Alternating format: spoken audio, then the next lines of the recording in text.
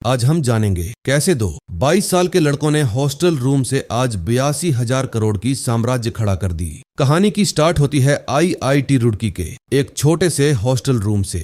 एक ऐसी कहानी जहां 0 फंडिंग, 100 रिजेक्शन और एक छोटे से कमरे ने मिलकर इंडिया के फाइनेंशियल सिस्टम को पूरी तरीके से हिला कर रख दिया। यह कहानी है हर्षिल माथुर, शशांक कुमार और इंडिया के सबसे लव्ड फिनटेक एम्पायर रेजर पे की। हर्षिल और शशांक दोनों मिडिल क्लास फैमिली से आते थे। बचपन से दिमाग में एक ही चीज डाली गई थी, अच्छी पढ़ाई करो और सिक्योर नौकरी लो। दोनों ने IIT रुड़की क्रैक किया। वहां SDS लैब्स नाम के एक कोडिंग क्लब में दोनों की दोस्ती हुई। कॉलेज खत्म हुआ। शशांक को माइक्रोसॉफ्ट में एक हाई पेइंग ड्रीम जॉब मिल गई और हर्षिल शिलमबर्ग नाम की एक मैसिव ग्लोबल कंपनी में चला गया। उनकी लाइफ सेट थी, लेकिन अंदर ही अंदर एक बेचैनी थी। उन्हें अपना खुद का कुछ बनाना था। 2013 में अनहोन एपनी कंफर्टेबल जॉब्स के साथ एक साइड प्रोजेक्ट शुरू किया, एक क्राउड फंडिंग पोर्टल। उनका प्लान था कि लोग अपने क्रिएटिव आइडियाज इंटरनेट पर डालेंगे और लोग उन्हें फंड करेंगे। लेकिन यही उनकी सबसे बड़ी गलती थी और उनका सबसे बड़ा टर्निंग पॉइंट भी,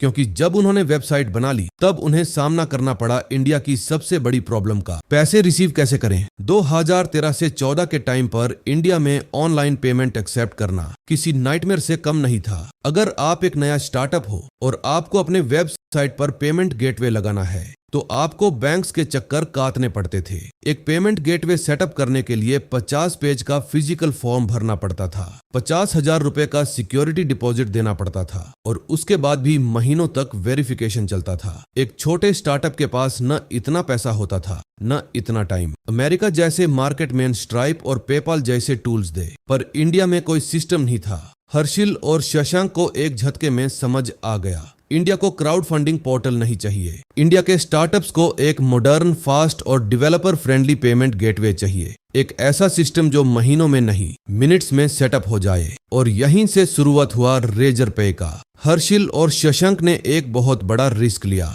उन्होंने अपनी लाखों की कॉर्पोरेट जॉब्स छोड़ दी। घर वालों ने कहा पागल हो गए हो, पर उन्हें अपने विजन पर पूरा भरोसा था। लेकिन रियलिटी उनके विजन से बहुत डार्क थी। पेमेंट गेटवे बनाने के लिए उन्हें एक एक्चुअल बैंक के अप्रूवल और पार्टनरशिप की जरूरत थी। उन्होंने बड़े बड़े बैंक्स के दरवाजे खटखटाना शुरू कर दिया। वह ओवरसाइज्ड फॉर्मल सूट्स पहनकर बैंकर्स से मिलने जाते थे ताकि वह मैच्योर लगें और लोग उन्हें सीरियसली लें।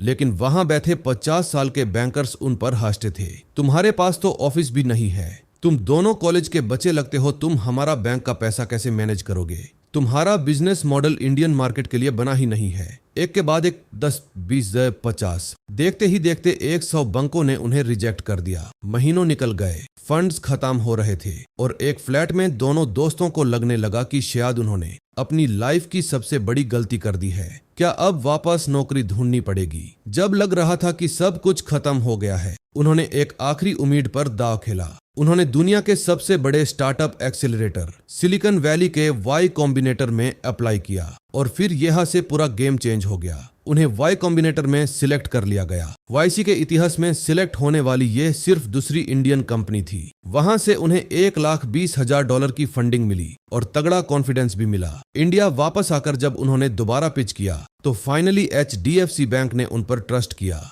और उन्हें अपना पहला अप्रूवल मिला। हर्षिल और शशांक ने लगातार 16 घंटे कोड लिखा। उन्होंने एक ऐसा पेमेंट गेटवे बनाया जिसका कोर आर्किटेक्चर इतना पावरफुल और सिंपल था कि जहां पहले पेमेंट सिस्टम लगाने में 2 महीने लगते थे, रेजर पे के जरिए एक स्टार्टअप सिर्फ 30 मिनट में पेमेंट्स एक्सेप्ट करना शुरू कर सकता था। प्रोडक्ट इतना सॉलिड था कि उन्हें मार्केटिंग की जरूरत ही नहीं पड़ी। एक स्टार्टअप ने दूसरे को बताया और वर्ड ऑफ माउथ भयंकर तरीके से फतने लगा। जो बैंक्स कल तक उन्हें अपने कैबिन से बाहर निकाल रहे थे, आज वही बैंक्स रेजर पे के साथ पार्टनरशिप करने के लिए लाइन में खड़े थे। Swiggy, Zomato, Airtel, Facebook, India के टॉप स्टार्टअप्स और जायंट्स रेजर पे के क्लाइंट बन गए। आज रेजर पे सिर्फ एक पेमेंट गेटवे नहीं रहा। उन्होंने रेजर पे एक्स और रेजर पे कैपिटल लॉन्च किया।